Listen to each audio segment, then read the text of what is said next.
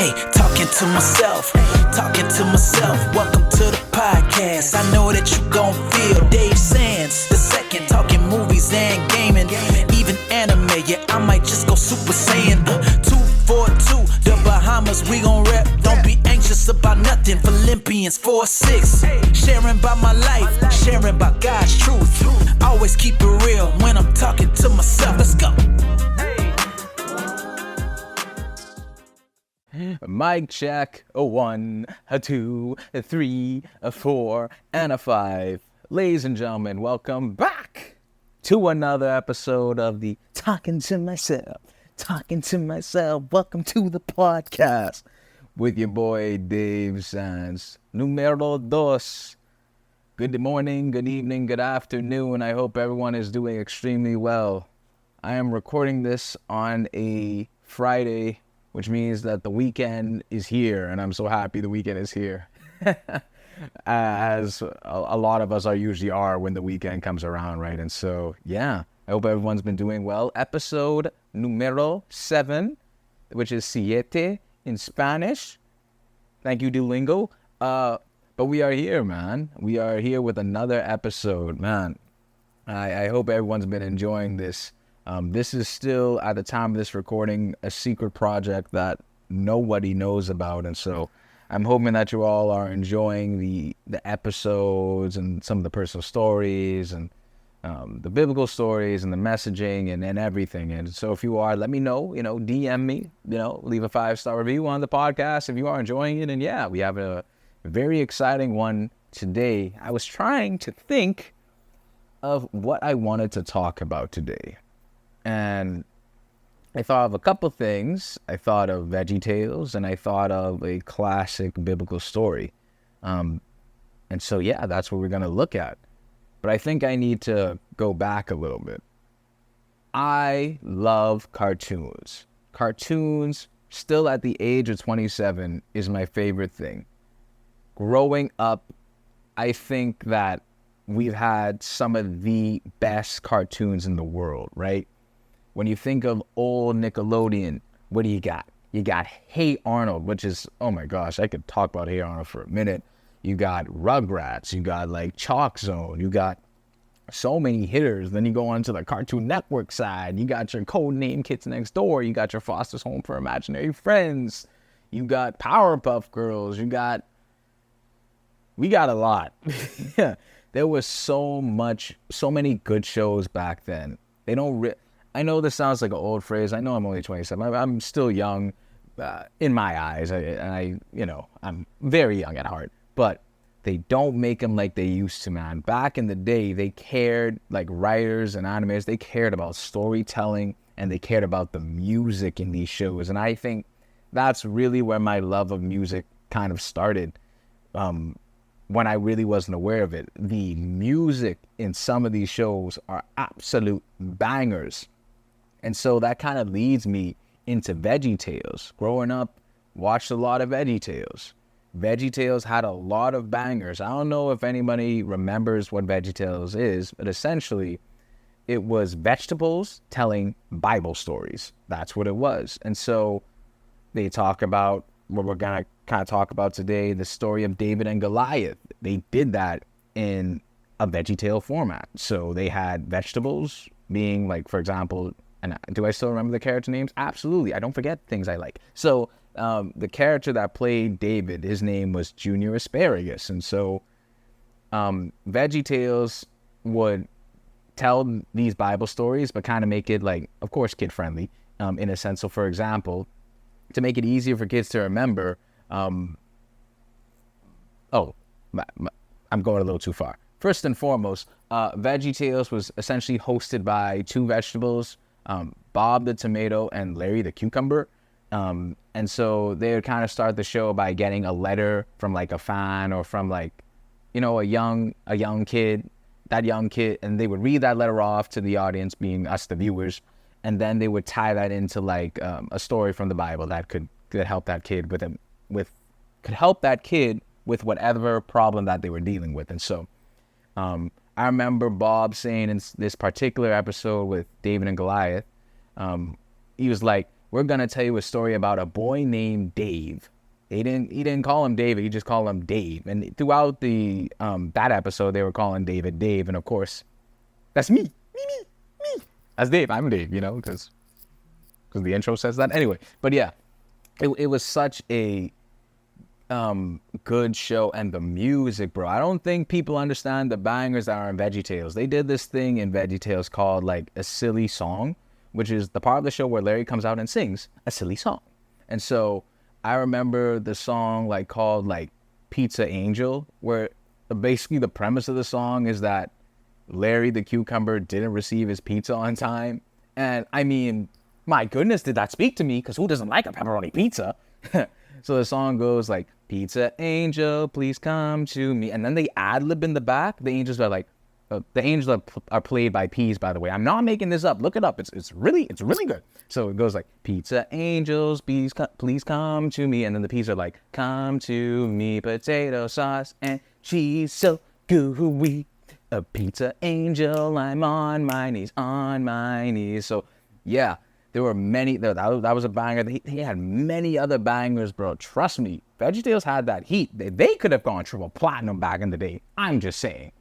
But yeah, I think, I mean, that show was a big part of my childhood. I remember a lot of the episodes. I remember a lot of the songs from it still, because, well, I sometimes listen to them, and it still slaps. So yeah, I love Veggietales. Very good show. Definitely recommend it. It's clean as a whistle.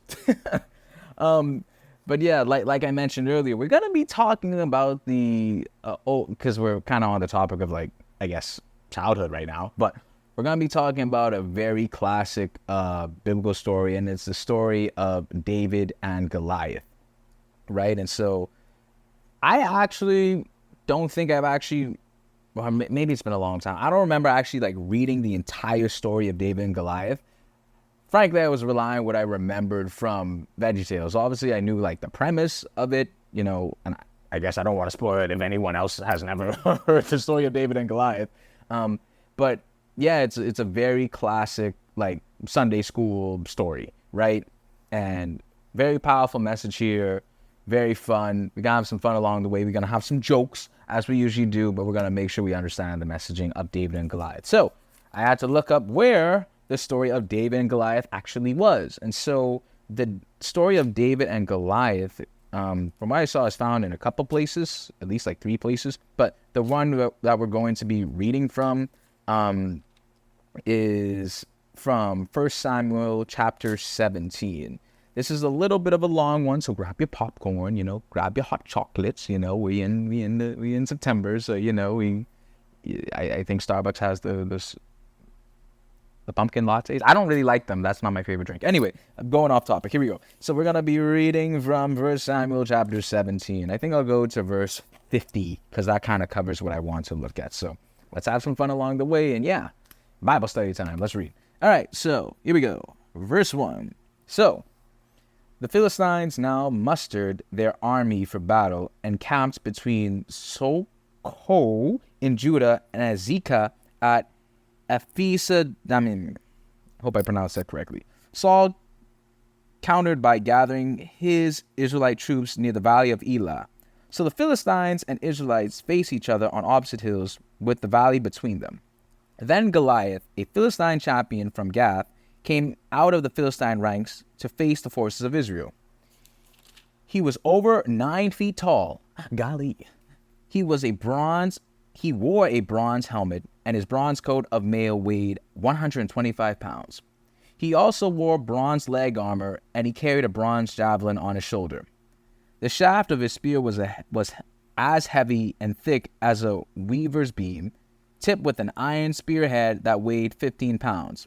His armor bearer walked ahead of him carrying a shield. That must have been a really big shield, bro. Goliath stood and shouted a taunt across to the Israelites. Why are you all coming out to fight? He called. I am the Philistine champion, but you are only the servants of Saul. Choose one man to come down here and fight me. If he kills me, then we will be your slaves. But if I kill him, you will be our slaves. I defy the armies of Israel today. Send me a man who will fight me. When Saul and the Israelites heard this, they were terrified and deeply shaken. Now David was the son of a man named Jesse, an Ephrathite from Bethlehem in the land of Judah. Jesse was an old man at the time, and he had 8 sons. Jesse's 3 older sons, Eliab, Abinadab, and Shimea, had already joined Saul's army to fight the Philistines. David was the youngest son. David's 3 oldest brothers stayed with Saul's army, but David went back and forth so he could help his father with the sheep in Bethlehem. For 40 days, every morning and evening, the Philistine champion strutted in front of the Israelite army. One day Jesse said to David, "Take this basket of roasted grain and these 10 loaves of bread, and carry them quickly to your brothers, and give them these 10 cuts of cheese to their captain. See how your brothers are getting along, and bring back a report on how they are doing." David's brothers were with Saul and the Israelite army at the valley of Elah, fighting against the Philistines. So David left the sheep with another shepherd and set out early the next morning with the gifts, as Jesse had directed him. He arrived at the camp just as the Israelite army was leaving for the battlefield with shouts and battle cries. Soon the Israelite and Philistine forces stood facing each other, army against army. David left his things with the keeper of supplies and hurried out to the ranks to greet his brothers. As he was talking with them, Goliath, the Philistine champion from Gath, came out from the Philistine ranks. Then David heard him shout his usual taunt to the army of Israel. As soon as the Israelite army saw him, they began to run away in fright. "Have you seen the giant?" the men asked. "He comes out each day to defy Israel. The king has offered a huge reward to anyone who kills him. He will give that man one of his daughters for a wife, and the man's entire family will be exempted from paying taxes." David asked a soldier standing nearby, "What will a man get for killing this Philistine and ending his defiance of Israel? Who is this pagan Philistine anyway, that he is allowed to defy the armies of the living God?" And these men gave David the same reply. They said, "Yes, that is the reward for killing him." But when David's oldest brother Eliab heard David talking to the men, he was angry. "What are you doing around here anyway?" he demanded. "What about those few sheep you're supposed to be taking care of? I know about your pride and deceit. You just want to see the battle." "What have I done now?" David replied. "I was only asking a question." He walked over to some others and asked them the same thing and received the same answer. Then David's question was reported to King Saul, and the king sent for him. "Don't worry about the Philistine," David told Saul. "I'll go fight him." "Don't be ridiculous," Saul replied. "There's no way you can fight this Philistine and possibly win. You're only a boy, and he's been a man of war since his youth." But David persisted. "I have been taking care of my father's sheep and goats," he said. "When a lion or bear comes to steal lamb from the flock, I go after it with a club and rescue the lamb from its mouth. If the animal turns on me, I catch it by the jaw and club it to death. I have done this to both lions and bears, and I'll do it to this pagan Philistine too, for he has defied the armies of the living God. The Lord who rescued me from the claws of the lion and the bear will rescue me from this Philistine." Saul finally consented. "All right, go ahead," he said, "and may the Lord be with you." Then Saul gave David his own armor, a bronze helmet and a coat of mail. David put it on, strapped a sword over it, and took a step or two to see what it was like, for he had never worn such things before. "I can't go in these," he protested to Saul. "I'm not used to them." So David took them off again.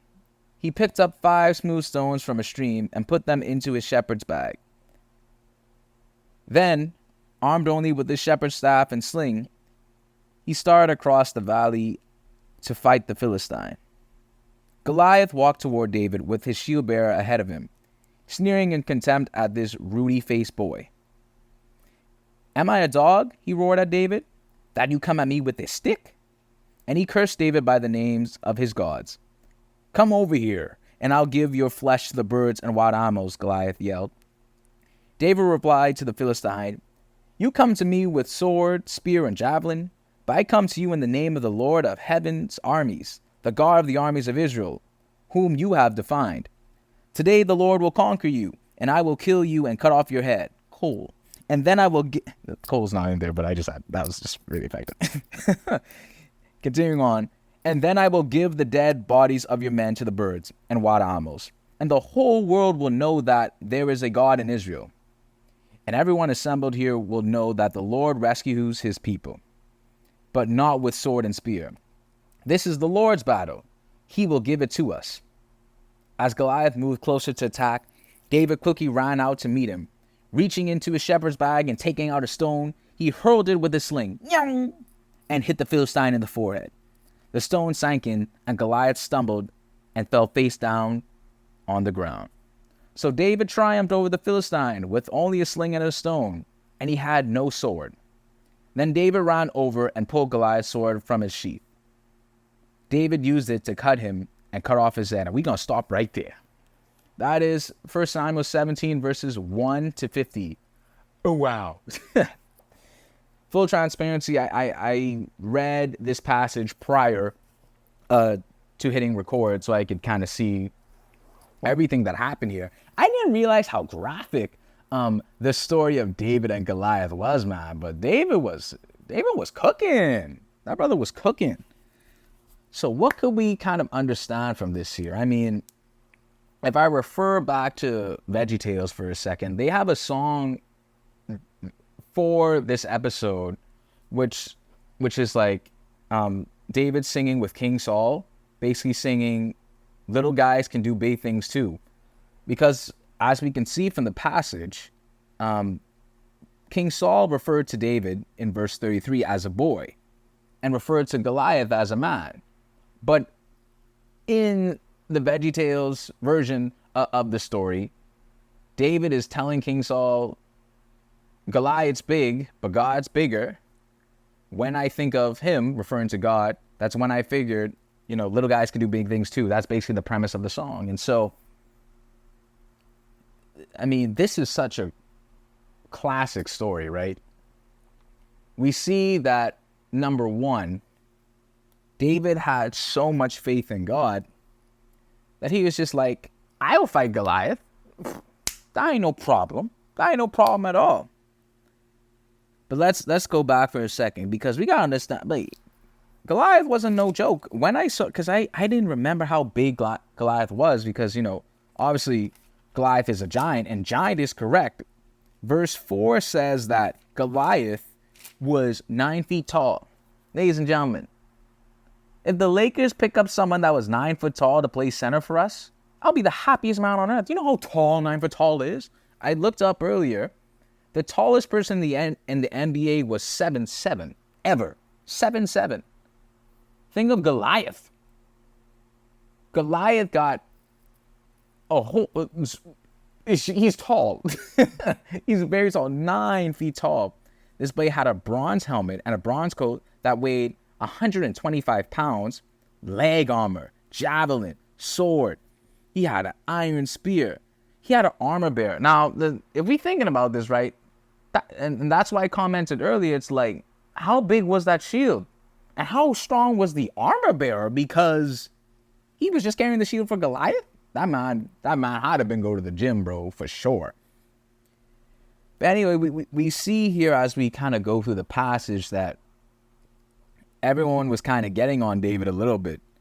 His brother was just like, what are you doing here? You should be, you should be doing what you do best, which is being a shepherd, taking care of the sheep. Yeah, we see in verse 28 here. But when David's oldest brother, Eliab, heard David talk to the men, he was angry. What are you doing around here anyway, dog? Bahamian version, or American version. He demanded. Excuse me. What are you doing around here, buddy? You need to go home, dog. You need to go home, buddy. Do with the sheep. What are you doing here? What about those few sheep you're supposed to be taking care of? I know about your pride and deceit. You just want to see the battle. That's what his brother thought. But David was just like, man, I'm going to take on these guys. And literally David went to King Saul after King Saul requested for him and said, King Saul, I know that I'm just a boy. I know that I'm just a wee lamb. And I didn't realize actually how much experience David had. I think that's an important point to kind of understand. Like, David had experience prior to fighting Goliath. Obviously, it wasn't his biggest challenge, but he had experience. Let's take a look at that here. Verse 34. But David persisted when he was talking with King Saul. I've been taking care of my father's sheep and goats, he said. When a lion or a bear comes to steal a lamb from the flock, I go after it with a club and rescue the lamb from its mouth. If the animal turns on me, I catch it by the jaw and club that thing to death. I've done this to both lions and bears. I'll do it to this pagan Philistine too, for he has defied the armies of the living God. The Lord who rescued me from the claws of the lion and the bear will rescue me from this Philistine. And as I kind of think about that now, maybe we think sometimes the things that we're doing in life are like inconsequential, right? Like we think that, the experience that we may be going through now, maybe we're not in maybe we haven't faced like the biggest challenge yet, or the challenge that we know is like coming. And we sometimes think like the things that we're going through right now are inconsequential. But as we can see here, David had experience dealing with his version of giants, right? He dealt with fighting lions and bear. Oh my. Anyway. He fought lions and bears, and he said, like, based off of that experience, based off of what I did previously in the past, this is just another lion or a bear to me. And so David used his experience and his faith in God to triumph over a huge giant. And then finally Saul was like, I'm going to let you go, bro. I'm going to let you go. Saul was actually trying to change David, as you see from verse 38. Then Saul gave David his own armor. Like he was giving him, low-level armor from RuneScape, bronze helmet, and a coat of mail. I didn't really do much against a level 50 boss outside, but that's what we had in the inventory, I guess, for King Saul. David tried on. He didn't like it. It wasn't him. So he said, I'm just going to be, actually referring back to Veggietales, within that same song I was referring to earlier, David just says, I'm just going to be plain old me. And that's what he did. He says, I can't go in these things, he protested to Saul. I'm not used to them. So David took them off. He's not used to them. He knew that being himself was the best version for this battle. He didn't let King Saul change him. He knew what he had to do. And so we continue on through the rest of this passage here. David went to pick up some smooth stones from the creek, put them in his shepherd bag, and then it was time to battle. And the crazy thing about this here is like, we don't see anything about fear here, bro. Like, think about this now. Bro, if I'm going against a 9-foot-tall center in the post, I'm going to get blocked. I'm going to be fearful. I'm going to be worrying about, okay, am I going to make this shot? Basketball reference. Am I going to make this shot? How am I going to get past this defender? How am I going to get through this guy to get to the hole? How am I going to get to the basket here? And it's crazy how, regardless of all of Goliath's tactics here, whether it be Goliath, trash talking, dog, I'm big Goliath, bro. But you come at me with a stick? Verse 43. He cursed David out in the names of his gods, whoever he believed in. Come over here. I'll give your flesh to birds and wild animals, Goliath yelled. Now, I can be honest now. I running after that. For sure. Are you kidding? This man, if that was me, bro, this man said he's going to feed my flesh to the birds and wild animals. I'll be like, I need a timeout on the play, coach. Hey, Saul, remember what I was saying earlier? Mate, actually, I will take that armor. I will take that armor. But no, David stood his ground. He stood his ground. He replied to Goliath, you come to me with a sword, a spear, and a javelin, but I come to you in the name of the Lord of heaven's armies, the God of armies of Israel, whom you defied. Today the Lord will conquer you, and I will kill you and cut off your head. Talking about saying what you mean and doing what you say, and then I will give the dead body of your men to the birds and wild animals. So he took Goliath's trash talk, and he came back and made that the rebuttal verse back to him. This rap battle right now. And he said, and the whole world will know that there is a God in Israel. And that's crazy. And then after that, we get into the fight scene. Goliath moved closer to attack. David quickly ran to meet him. David reached out into his bag, took out the smoothest stone in the world, that he hurled that thing, popped him right in his forehead. Down goes Goliath, and boom, bap, beat. David triumphs over him, cuts off his head, and that is the end of the Philistines, right there. Such a classic story, man, and it's really a testimony of faith, right? It really is. And when I was thinking about this, because I was trying to think about what this kind of referred to, I thought about this story from a metaphorical perspective, and the study Bible thought of it from a metaphorical perspective as well. So I was like, wavelength. So basically, it says here when it talks about when we talk about verses, I think it was 32 to 37, or was it in terms didn't have a chance? Oh yeah. So yeah, the Study Bible highlights this in verses 45 to 47. It says here, this is the notes of the Study Bible. As David squared off against Goliath, he knew that in human terms he didn't have a chance. His courage came from his recognition that the battle belonged to God. Like David, we face many battles where we don't have the power to win, but God to win. But with God, the victory is certain. And I think this is so true, man. We all have Goliaths in our lives, bro. I don't really know what everyone else's Goliath is. I know I have a couple Goliaths, as everyone else does. Everyone is going through something, bro. That's really the cycle of life, really. But I think it's important to understand from David. David had so much confidence and faith that God will deliver him from his battle with Goliath, that he said, man, I don't care if I'm 4'2" or 5'4". I don't care who really stands in front of me. I've faced lions and bears before, and this is no different. And I think if we were to take that thinking in our lives, I think life would be so much sweeter. It's easier said than done, people. It is, As someone who worries a lot, it's hard to not look at the giants in our lives and be like, man, this is difficult. But David went head on against his Goliath, and he was victorious in the end.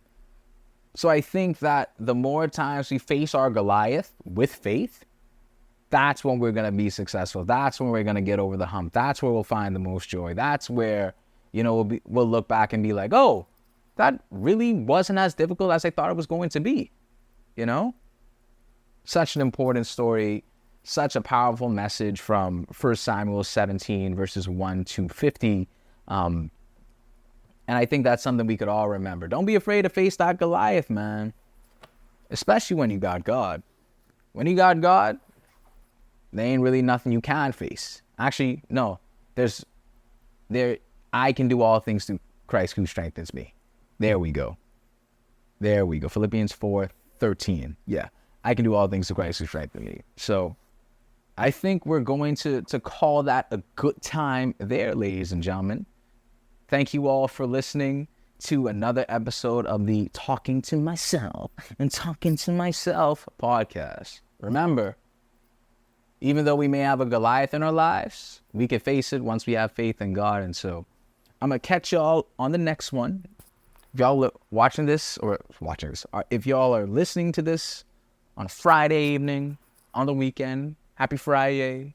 Hope you all have a good weekend. Enjoy yourselves, get some rest. I'm going to see y'all in the next episode. See loud, we move. God is good always. And yeah, a peace out. We move!